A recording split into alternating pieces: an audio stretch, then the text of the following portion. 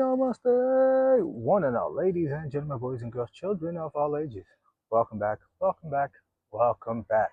I do believe this is the 10th episode of JumpBall Season 2, so we are kicking off, tipping off right now. Let's get into it. How did the conference semifinals go? This time, actually, let's start it off right. We are going to go start it off in the Western Front because today is the day that the Western Conference Finals starts, and it is between the number one seeded OKC Thunder, the current reigning defending NBA champions, against a team that was, I want to say, 11th or 12th seed last year. Already had the promise. They added the prospect of Dylan Harper in the top five, and now they are in the Western Conference Finals. Essentially, the first year of this 1B experiment. In a sense, last year, towards the end of the year, the blood clots happened, so the season didn't end the way that they wanted to. Had that not happened, we don't know what the Spurs are at the end of last season. Maybe they are in the playoffs last season. They had that experience last season, and this season, just like me and a lot of other people, they would not have doubted the Spurs against the T-Wolves, who had been, back-to-back Western Conference finalists. So they got that taken out of the way. Now they move on to the defending champions. And in this one, I know they beat the champions in the regular season 3-1 in the season series. Three of those games actually being in OKC, which is kind of worrisome for the Thunder. But at the same time, you can kind of point at the injuries throughout the season for the Thunder. On the other side, for Spurs, for the most part, they have been healthy throughout the season. That has probably, been one of the keys for them to be the number two seed. Not really having to deal with the health of anybody significant. And,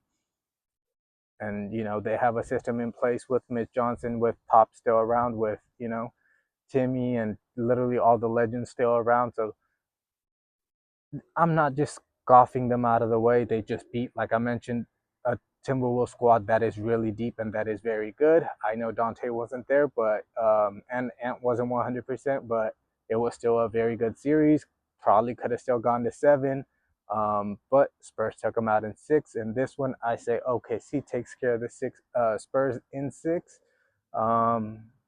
They are very similar in matchups. The only difference I really see is OKC might be slightly deeper, have more confidence based off of just coming off the championship. Like, when the matter comes down, I feel like, Spurs can still have a moment of being a young squad, being a naive squad. Even with De'Aaron Fox, he's been playing phenomenally.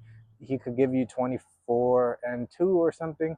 But in those, it's kind of like with Donovan Mitchell on the other side, who we'll get to on the next episode. But it's like getting past a certain stage, you have not been it. Now, the crowds are going to be more amped up. The possessions are even more tighter. Your backside gets a little bit more tighter in those situations. Like I mentioned, still very young guys, phenomenal players. I think more than skills, really, it was a team effort and the IQ, whether it's, singular personal IQ in terms of game IQ, or in terms of like the system and how it's ran, where everybody's going to be on a string. I think that's what kind of prevailed the Spurs over the Wolves.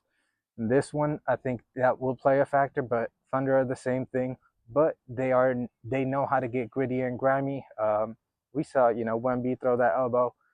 We know he can get down, but there are people on the other side who can hopefully, probably match up. The matchups that I thought Wolves had in Naz Reid, Julius Randle, and Rudy Gobert did not work out here on the other side.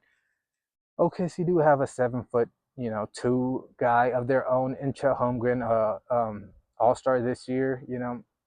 He can't stretch Wemby all the way out. They can't play 4 with AJ Mitchell coming in. You could put in a Caruso. You could put in just Isaiah Joe or any other shooter. You could put in a Shea. You got J-Dub at the 4. You got Chet at the 5. Now Wemby has to come out, so now there's more operating room for the reigning, defending back-to-back MVP in that mid-post to kind of operate his thing, foul bait those guys. And, he's going to play those mind games. He is in his prime. The team on that other side for the OKC Thunder are in their prime. And that is another particular reason why I will give them the edge so far. First year for the Spurs and them being all the way down to the Western Conference Finals is absolutely, absolutely scary in the Western Conference for the next decade at the very easily, because all those, maybe one or two guys, maybe Devin Vassell leaves in a few years, maybe Dylan Harper, or by that time, Stephon Castle goes to, be on his own team after a few rings. But, you know, Spurs were what OKC Thunder is kind of becoming now in terms of they are a system, and, the players in that system, you kind of just churn them out. And going back to it, once they have the stabilizer, the main focus point in Wemby down low, after that it's just plug and play all around him, kind of like Spurs did with Timmy Duncan, with David Robinson, and the legends, so on and so forth. So Spurs have a very, very, very bright future. Probably have multiple finals and championships very soon. But for this particular year, I think I will have to edge out OKC Thunder. Also, the experience of Mark Dagnall, I feel like, in the recent years, he should be easily in that conversation as one of the best coaches, but he still does kind of get slighted because he doesn't coach in that big time market. If he was a coach with the Knicks and he was having the same success by now, he would have been in the all time conversations with, hey, is he up there with, Steve Kerr and Spo as one of the best coaches all time? Currently, with, Pop being out of the mix right now. So those conversations would have been louder. I mean, even JJ Redick really hasn't gotten his due in a sense of what he has been able to accomplish with the Lakers. No, they have not won championships or anything, but kind of like in soccer, the stabilizing of the franchise that was needed, they have provided that. Shout out to Jamal Mosley being hired as the new coach down in New Orleans with the young group. Hopefully, he can provide that there. Like most, I will say Rajon Rondo was probably the best suited candidate, but that's what, Joe Dumars, and I don't know if Mickey Loomis is part of that side in basketball, but that's what Miss Benson hires the people around her to navigate everything else. So shout out to him. Found a new job. We'll get on to the Eastern Conference on the next time out. But yeah, going back to it, this one I will still give the Thunder the edge in this one. Sweeps, today's game, the game one, I think, Spurs do have a chance to kind of take it as they have the momentum of going through a 6-game series. The emotions that they have been playing with, the joy in a sense they have been playing with in a game or in the series against Blazers, which was pretty fun in the first round, kind of ramped up to the next round with the Wolves. Now it's probably going to take that next level if we last nugget between Wemby and Chet Holmgren. I think this matchup goes back to 2019 junior championships where Chet won MVP. Wemby came out second. He still definitely holds that, because if you're a competitor, you hold everything within you. So does he want that overhand on him? Yes, he does. This year, once Chet, again, in a sense, does the same thing, goes over, probably wins a championship, that's going to eat Wemby, alive this summer. That whole roster is going to be working next year. Probably won't be denied, but this year I still can't put him over.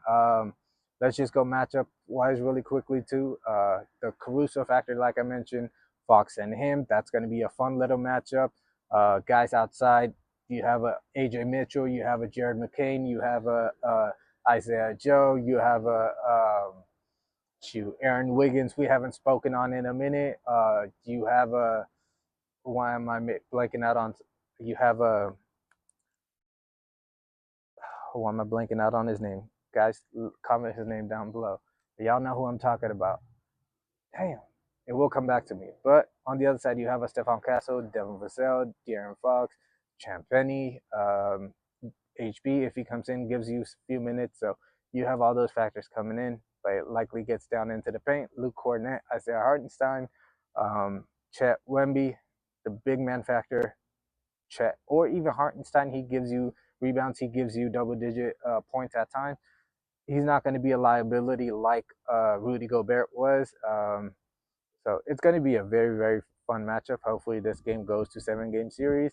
Or yeah, hopefully this series goes to 7 games. Hopefully, this is fun little preview of the battles that are to come, kind of like Lakers Celtics back in the day, um, Warriors Clippers, Warriors Rockets. You know, there have always been Warriors Blazers. There have always been those little rivalries that, you know, shape up what the NBA is, and this looks like it can be the next one.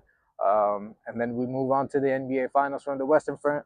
For the Eastern Front, you guys are gonna have to stay tuned. Wait until the next episode. Till then, go catch up on all the old Jump Ball episodes for this season. Go catch up on Football Frenzy. I am going to be coming out with end of the season one before World Cup kicks off.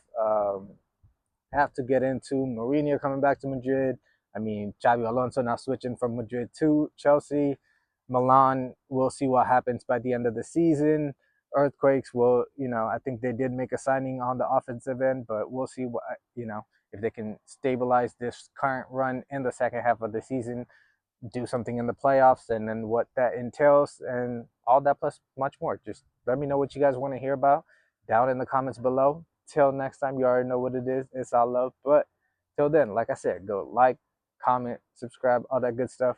Go give out word of mouth, because that's probably the best source of advertisement for me.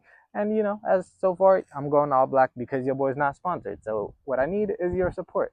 So for that, let me get that. Like I mentioned, anything y'all want to talk about, let me know down below. Till next time.